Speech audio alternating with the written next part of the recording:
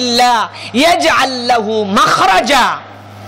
আল্লাহ বলছেন তুমি যদি আমাকে ভয় করতে শুরু করো তাহলে আমি রব্বুল আলামিন তোমাকে জানালাম ইয়াজআল লাহু মাখরাজা, আমি রব্বুল আলামিন তোর চলাফেরার জন্য একটা ব্যবস্থা বের করেই দিব। সুবহানাল্লাহ। এরপরে আল্লাহর চ্যালেঞ্জটা খুব মারাত্মক, খুবই মারাত্মক।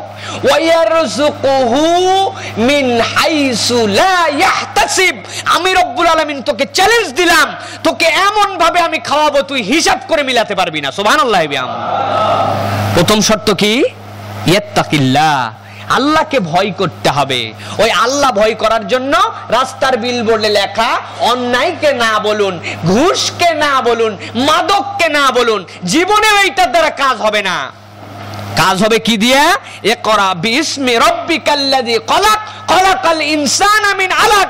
ওই শিক্ষা ব্যবস্থার দ্বারা, যেই শিক্ষা ব্যবস্থাতে আল্লাহ রাব্বুল আলামিনের সাথে বান্দার পরিচয় ঘটানো হয়। বান্দার সাথে আল্লাহর পরিচয় নাই, আল্লাহকে বান্দা ভয় করে না, তার মধ্যে কোনো জবাবদিহিতাই নাই, সে বিশ্বাসই করে না যে মরার পর তার রবের সামনে দাঁড়াতে হবে, পাই পাই হিসাব দিতে হবে।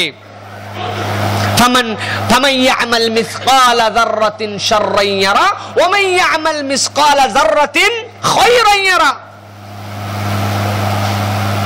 আপনার যাররা যাররা পরিমাণ আপনাকে হিসাব দিতে হবে, ভালো কি করছেন মন্দ কি করছেন, এর একটা অণু পরিমাণ হিসাব না দিয়া আপনি ওই রবের সামনে থেকে সরতে পারবেন না হিসাবের ময়দানে। আপনার মনের মধ্যে এই ভীতি আসলে না আপনার ওই স্লোগানে কাজ হবে। আপনার কোনো ভীতি নাই, এটা হচ্ছে আপনার ঠোঁটের উচ্চারণ, কোনো কাজ হবে না। এই ভীতি আপনার মধ্যে আনবে কি? নৈতিক শিক্ষা, ধর্মীয় মূল্যবোধ, আল্লাহ রাব্বুল আলামিনের পরিচয়, কোরআনের জ্ঞান, এইটা যদি আপনার মধ্যে না আসে তাহলে এই হিসাব আপনার রাব্বুল আলামিনের কাছে দেওয়ার জন্য প্রস্তুত হবেন না। দেখবেন 2 নম্বরে লাগানো আছে, 11.5 নম্বরে লাগানো আছে সিসি ক্যামেরা, লেখা আছে capturing all the things by this CC camera. এখানে যা যা ঘটতেছে 150 মিটারের মধ্যে সব কন্টিনিউ প্রসেসে এই জায়গাতে কিন্তু ক্যাপচার চলছে। পকেট মারো, পড়তে পারুক না পারুক, ক্যামেরা তো চিন্তা করছে যাই হোক বাবা রিস্ক নেওয়ার দরকার নাই, 150 মিটারের মামলা তো, এর বাইরে যায় কাহিনী কর। অনেক জায়গায় আবার ক্যামেরা চলুক না চলুক, বাড়ির সামনে একটা ক্যামেরা লাগায় লিখে দিছে everything is capturing by this camera. চোর চিন্তা করছে বাবা এই বাড়ি চুরি না করলেও চলবে। ক্যামেরা একটা দেওয়ার কারণে আপনার আমার মধ্যে কি ভীতি কাজ করতেছে, আপনার আমার মধ্যে চিন্তার মধ্যে আমরা পড়ে গেছি যে আমাদের এই ক্যামেরা দেওয়ার কারণে যে কেমনে এইটার থেকে বেঁচে থাকা যায়। আর আল্লাহ রাব্বুল আলামিন বলছেন কিরামান কাতিবিনা ইয়ালামুনা মা তাফআলুন।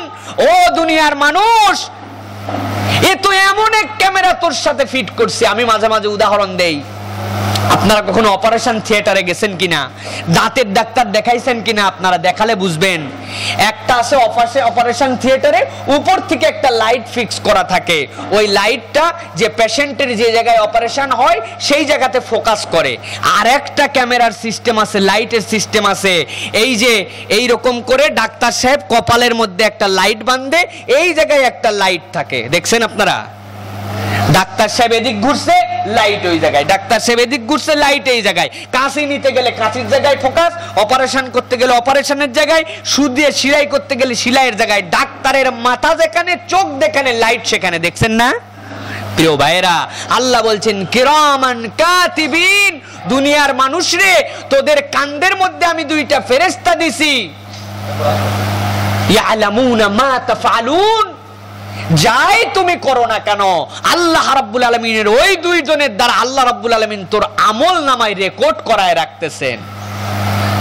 যখন কিয়ামতের ময়দান হয়ে যাবে, আল্লাহ রাব্বুল আলামিন ওই দিন বান্দাদের সামনে ওই কিরামান কাতিবিনের যে কিতাবটা আপনার সামনে রেকর্ড হয়ে আছে, দুনিয়ার সিসি ক্যামেরার যে পাওয়ার, এই সিসি ক্যামেরা যিনি তৈরি করার মতো ব্রেন দিলেন, ওই রব্বুল আলামিন বলতেছেন তোমাদের জন্য আমি এমন কোনো জ্ঞান দেই নাই, ওয়ামা উতিতুম মিনাল ইলমি ইল্লা কালিলা, অল্প একটু জ্ঞান দেওয়ার কারণে বান্দা তুই যদি এই আবিষ্কার করতে পারিস, 1 মাসের রেকর্ড রেখে দিতে পারিস, আমি রব্বুল আলামিন তোর জন্য যে হিসাব নামার জন্য কান্দের মধ্যে দিয়েছিলাম ওই 2 ফেরেশতাকে ওই দিন যখন আমলনামা পেশ করে দিতে বলবো, আমলনামা পেশ করে দেওয়ার পরে আল্লাহ রব্বুল আলামিন ওই দিন কোন রকম আদালত রাখবেন না, ওই দিন রব্বুল আলামিন আলাদা কোন রকম বিচার ব্যবস্থা কায়েম করবেন না।